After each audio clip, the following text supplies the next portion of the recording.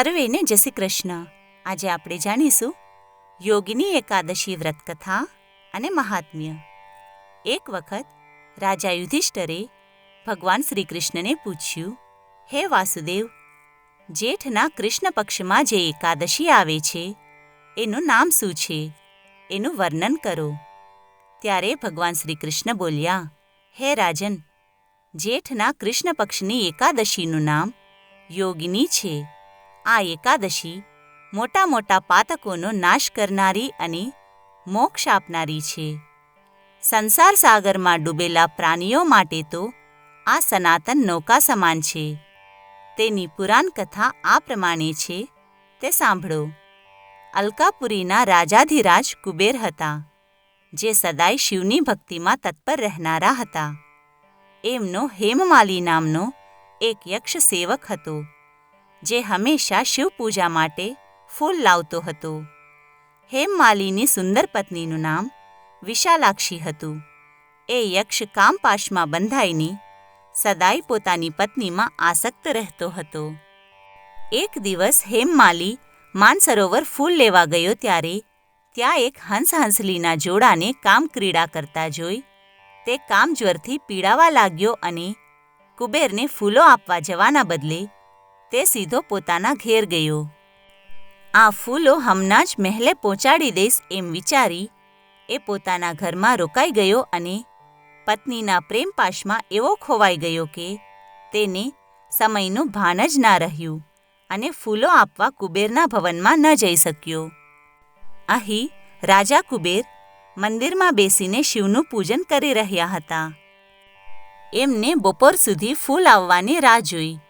જ્યારે પૂજાનો સમય વ્યતીત થઈ ગયો ત્યારે યક્ષરાજે કુપિત થઈને સેવકોને કહ્યું, યક્ષો, આ દુરાત્મા હેમમાલી હજી સુધી કેમ નથી આવ્યો?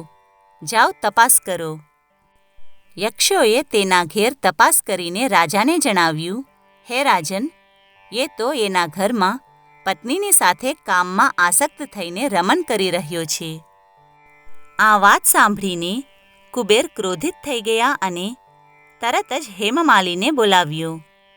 પોતે અપરાધ કર્યો છે એ જાણી ડરતો ડરતો હેમમાલી આવીને કુબેરની સામે ઊભો રહી ગયો. એને જોઈને કુબેર બોલ્યા, ઓ પાપી, અરે દુષ્ટ, ઓ દુરાચારી, તે ભગવાનની અવહેલના કરી છે. આથી હું તને શ્રાપ આપું છું કે તું કોઢિયો બની જા અને તારી પત્નીના વિરહમાં તરફડતો રહે. તું અત્યારે ને અત્યારે જ મારા રાજ્યમાંથી નીકળી અને બીજા સ્થળે જતો રહે. કુબેરના શ્રાપથી તેનું સ્વર્ગમાંથી પતન થયું અને તે પૃથ્વી ઉપર આવીને પડ્યો. તેના આખા શરીરે કોઢ નીકળ્યો. તેને આખા શરીરે પીડા થતી હતી. પરંતુ શિવપૂજાના પ્રભાવથી એની સ્મરણ શક્તિ લુપ્ત નહોતી થઈ. ત્યાર પછી એ દુઃખથી પીડાતો અને પોતાના અપરાધને યાદ કરતો આમ તેમ પૃથ્વી પર વિચરણ કરવા લાગ્યો. રખડતા ભટકતા એક દિવસ એ મેરુગીરીના શિખર પર પહોંચી ગયો. ત્યાં મુનિ માર્કંડેયજીના એને દર્શન થયા. પાપકર્મી યક્ષે મુનિના ચરણોમાં પ્રણામ કર્યા.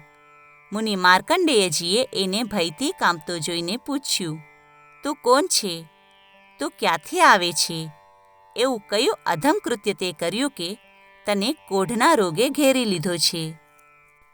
ત્યારે યક્ષ બોલ્યો, હે મુને, હું અલકાપુરીના રાજા કુબેરનો અનુચર હેમમાલી છું. હું દરરોજ માનસરોવરમાંથી ફૂલ લાવીને શિવપૂજન સમયે કુબેરને આપતો હતો. એક દિવસ પત્ની સહવાસના સુખમાં ફસાઈ જવાના કારણે મને સમયનું ભાન જ ન રહ્યું અને ફૂલો પહોંચાડવામાં વિલંબ થયો એટલે રાજા કુબેરે કુપિત થઈને મને શ્રાપ આપી દીધો. આથી હું કોઢથી આક્રાંત થઈને મારી પત્નીથી વિખૂટો પડી ગયો છું. હે મુનીશ્વર, સંતોનું ચિત્ત સ્વભાવતઃ પરોપકારમાં લાગેલું રહે છે. એ જાણીને મુજ અપરાધીને આ શાપમાંથી મુક્ત થવાનો કોઈ ઉપાય બતાવો. ત્યારે માર્કંડેયજીએ કહ્યું, હે હેમમાલી, તે સાચી વાત કહી છે. આથી હું તને કલ્યાણપ્રદ વ્રતનો ઉપદેશ આપું છું. તું તેને એક ચિત્તે સાંભળ. તું જેઠ માસની કૃષ્ણ પક્ષની યોગિની એકાદશીનું વિધિ વિધાનથી અને પૂર્ણ શ્રદ્ધાથી વ્રત કર. આ વ્રતના પુણ્યથી તારો કોઢ દૂર થઈ જશે. ભગવાન શ્રી કૃષ્ણ કહે છે, હે રાજન, માર્કંડેયજીના ઉપદેશથી એને યોગિની એકાદશીનું વ્રત કર્યું, જેથી એના શરીરનો કોઢ દૂર થઈ ગયો અને પોતાના ઘેર જઈ એ પોતાની પત્ની વિશાલાક્ષી સાથે તે ઉત્તમ પ્રકારના ભોગો ભોગવવા લાગ્યો. હે રાજન, આ વ્રત એટલું શ્રેષ્ઠ છે કે 88,000 બ્રાહ્મણોને ભોજન કરાવવાથી જે ફળ મળે છે એના સમાન ફળ યોગિની એકાદશીનું વ્રત કરનાર મનુષ્યને મળે છે. આ મહાત્મ્યને વાંચવાથી અને સાંભળવાથી મનુષ્ય બધાય પાપોમાંથી મુક્ત થઈ જાય છે.